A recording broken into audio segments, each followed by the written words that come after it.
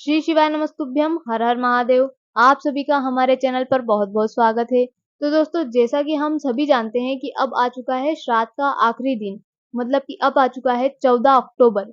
14 अक्टूबर को है श्राद्ध का आखिरी दिन और साथ ही उसी दिन है पितृपक्ष की अमावस्या। तो दोस्तों, हम सभी चाहेंगे कि हमारे पूर्वज, हमारे पितृ जब यहाँ से जाए, जब पृथ्वी लोक से वो जाए, तो हमें आशीर्वाद देकर जाए। हमने जो उनके लिए पूजा पाठ करवाए हैं, जो भी कार्य हमने उनके लिए करवाए हैं, धूप ज्ञान दिया है उनको, वो उनको सबको स्वीकार करके प्रसन्न होकर हम पर आशीर्वाद उनका बरसाते हुए जाएं। और हम सभी चाहेंगे कि हमसे जो भी कोई गलती हो गई हो, कुछ भूल चूक हो गई हो, उनकी पूजा पाठ कराते समय, उनका कुछ कार्य करते समय हमसे कुछ गलती हो गई हो, तो वो हमारी गलती को क्षमा कर दे। तो दोस्तों, आज की इस वीडियो में हम आपको यही बताने वाले हैं कि हम हमारे पितरों को कैसे विदा करें, कैसे उन्हें प्रसन्न होकर भेजें और जो भी हमने गलतियाँ की है, जो भी भूल चूक हमसे हुई है, उन्हें वो क्षमा कर दे। तो इसके लिए हमें क्या करना होगा, यही हम आपको आज के इस वीडियो में बताने वाले हैं। इसीलिए आपको इस वीडियो के एंड तक बने रहना है, मतलब कि आखिर तक हमारे साथ बने रहना है। और इस वीडियो को लाइक करके, हमारे चैनल को सब्सक्राइब करके इस वीडियो को ज़्यादा से ज़्यादा शेयर ज़रूर करना, ताकि सबको पता चल सके कि हमारे पितरों को हम विदा कैसे करें। तो चलिए दोस्तों, अब जानते हैं इस वीडियो के बारे में। और साथ ही हम इस वीडियो में 2 ऐसे उपाय बताने वाले हैं। इन 2 उपाय को कर लेने से हमारे पूर्वज, हमारे पितृ प्रसन्न भी होंगे, साथ ही साथ हमारी इच्छा भी पूरी करेंगे, बाबा महाकाल का आशीर्वाद भी बना रहेगा। तो जानते हैं इन 2 उपाय के बारे में भी इस वीडियो में। तो चलिए अब इस वीडियो को आगे बढ़ाते हैं। तो हम सबसे पहले जान लेते हैं उन 2 उपाय के बारे में। तो दोस्तों, सबसे पहला उपाय उन लोगों को करना है जिनकी नौकरी नहीं लग रही हो। जी हाँ दोस्तों, जिनकी नौकरी नहीं लग रही हो या फिर किसी इंटरव्यू में उनका सिलेक्शन नहीं हो पा रहा हो, नौकरी के लिए बहुत प्रयास कर रहे हैं, कई जगह पर इंटरव्यू भी दे चुके हैं, पर किसी कारण नौकरी नहीं मिल पा रही है। तो इस उपाय को करने से आपकी इस समस्या का भी हल निकल जाएगा। आप जिस भी नौकरी के लिए तैयारी कर रहे हो, चाहे वो सरकारी नौकरी हो या फिर वो प्राइवेट नौकरी हो, आपको जो भी नौकरी चाहिए, इस उपाय को कर लेने से आपको उस नौकरी में सफलता अवश्य मिलेगी, मतलब कि उसकी परीक्षा में, उसके इंटरव्यू में सफलता अवश्य मिलेगी। तो दोस्तों, ये उपाय आपको करना है श्राद्ध के आखिरी दिन, यानी कि 14 अक्टूबर को, जिस दिन है पितृपक्ष की अमावस्या। तो उसी दिन आपको यह उपाय करना है और इस उपाय को अगर आप प्रदोष काल में करते हैं तो ज़्यादा अच्छा होगा, ज़्यादा फलदायी होगा, इसलिए आप इसको प्रदोष काल में ही करें। तो दोस्तों, इसको करना है श्राद्ध के आखिरी दिन, जैसा कि आप सभी जानते हैं। और साथ ही साथ गुरुदेव भी कहते हैं कि जब हमारे घर से कोई मेहमान जाते हैं, तो वो हमें कुछ न कुछ देते हुए ही जाते हैं। इसी प्रकार जब पितृ हमारे घर से जाएँगे, जब वो पितृ हमारे घर से विदा लेंगे, तो वो भी हमें खाली हाथ नहीं रखेंगे, हमें कुछ न कुछ दे के जाएँगे, उनका ढेर सारा आशीर्वाद दे के जाएँगे और जो हम उनसे माँगेंगे वो हमको अवश्य ही देंगे।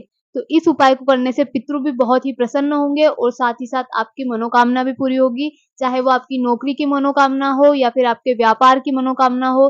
तो इस उपाय को करने से आपकी सारी समस्या हल होने वाली है। तो दोस्तों, इस उपाय में आपको 2 स्वास्तिक बनाने हैं। अब वो स्वास्तिक कहाँ बनाने हैं, ये भी हम आपको बताएँगे। बस आप हमारे साथ इस वीडियो में बने रहें और इस वीडियो को लाइक करके हमारे चैनल को सब्सक्राइब ज़रूर कर दें और कमेंट में हर हर महादेव लिखना मत भूलिएगा। तो चलिए अब जानते हैं कि वो स्वास्तिक आपको कहाँ बनाना है। तो दोस्तों, 2 स्वास्तिक का ये उपाय है। पहला स्वास्तिक तो आपको बनाना है एक पीपल के पेड़ के ऊपर। जी हाँ दोस्तों, पीपल का वृक्ष जो होता है, पीपल का पेड़, वहाँ पर आपको एक स्वास्तिक बनाना है, पीपल के पेड़ के ऊपर एक स्वास्तिक बनाना है और उसके बाद पीपल के पेड़ की जड़ के पास आपको एक दिया लगाना है। जी हाँ दोस्तों, स्वास्तिक बना लेना है सबसे पहले पीपल के पेड़ के ऊपर, उसके बाद उसकी जड़ के पास आपको एक दिया लगाना है, जो कि होना चाहिए गोल बत्ती का। जी हाँ दोस्तों, गोल बाती का वो दिया होना चाहिए और उसमें शुद्ध देसी गाय का घी होना चाहिए।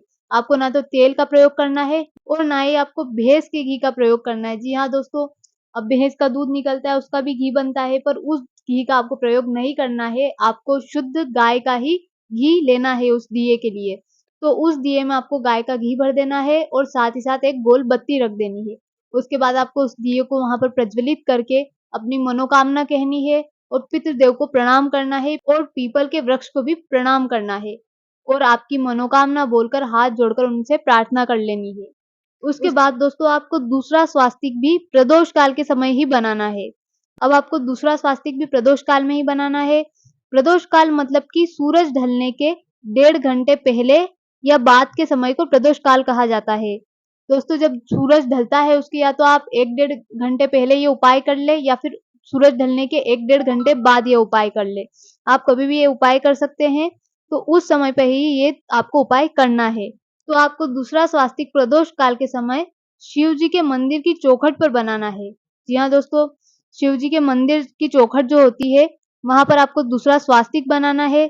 चौखट की दाएँ तरफ बना ले, वो स्वास्तिक आप चाहे तो बाएँ तरफ भी बना सकते हैं, पर आप दाएँ तरफ ही बनाएँ उस स्वास्तिक को सीधे हाथ तरफ।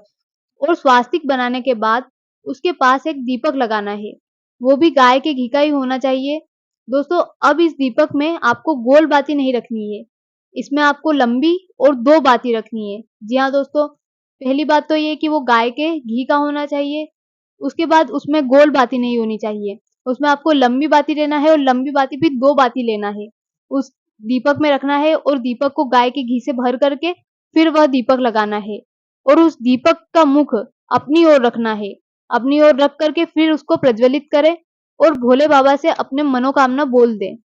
जो भी आपकी मनोकामना है, नौकरी से जुड़ी हो या फिर आपकी किसी परीक्षा से जुड़ी हो या फिर व्यापार से जुड़ी हो, जो भी आपकी मनोकामना है, वो मनोकामना बोल करके बाबा को प्रणाम कर लेना है। देवाधिदेव महादेव आपकी मनोकामना जल्द ही पूरी करेंगे और अवश्य ही पूरी करेंगे। आपके पितरों का आशीर्वाद आपके ऊपर बना रहेगा और आपकी नौकरी या फिर आपका धंधा-पानी या फिर आपका जो भी व्यापार है, वो जल्दी से आगे बढ़ेगा और आपको नौकरी भी बहुत जल्द मिल जाएगी इस उपाय के कर लेने से। तो अब हम आपको बताते हैं दूसरे उपाय के बारे में। यह उपाय सभी को करना चाहिए।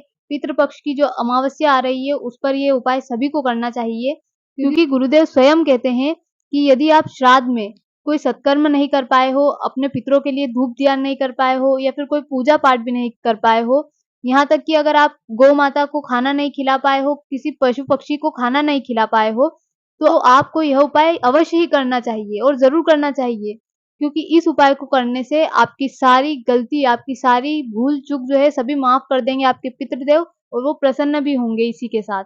क्योंकि यह आखिरी उपाय आपको आखिरी दिन कर लेने से पूरे श्राद्ध का पुण्य मिल जाएगा, आपके पूर्वज भी, आपके पितृ भी आपसे बहुत ही प्रसन्न होंगे और आपको ढेर सारा आशीर्वाद भी देंगे।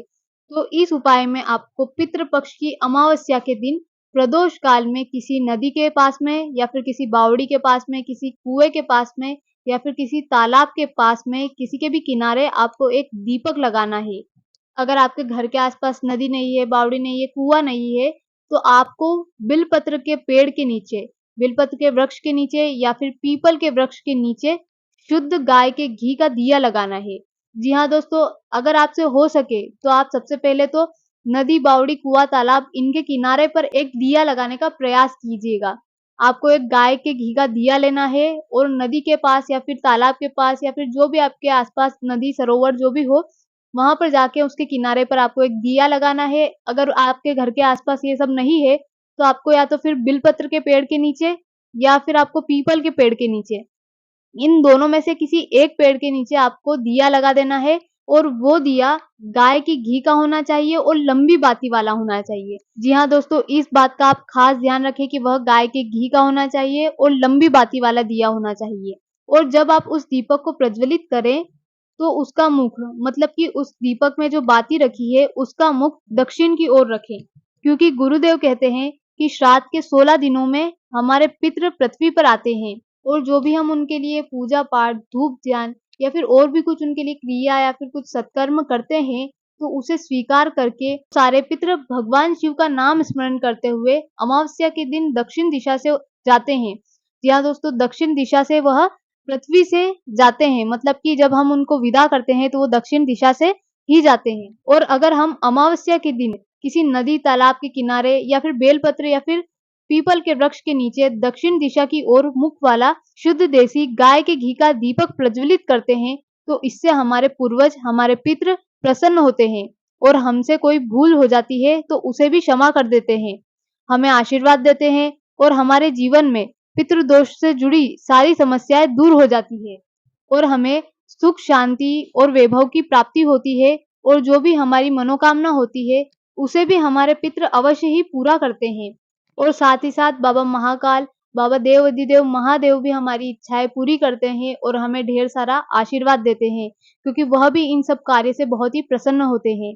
तो दोस्तों, आपको आज के यह शिव महापुराण के उपाय अगर अच्छे लगे हों, तो इस वीडियो को लाइक अवश्य कर देना और आप भी अगर बाबा महाकाल के भक्त हैं तो कमेंट में जय श्री महाकाल अवश्य लिख देना और इस चैनल को सब्सक्राइब करना मत भूलना, इस वीडियो को लाइक करना मत भूलना और इस वीडियो को ज़्यादा से ज़्यादा शेयर ज़रूर कर देना।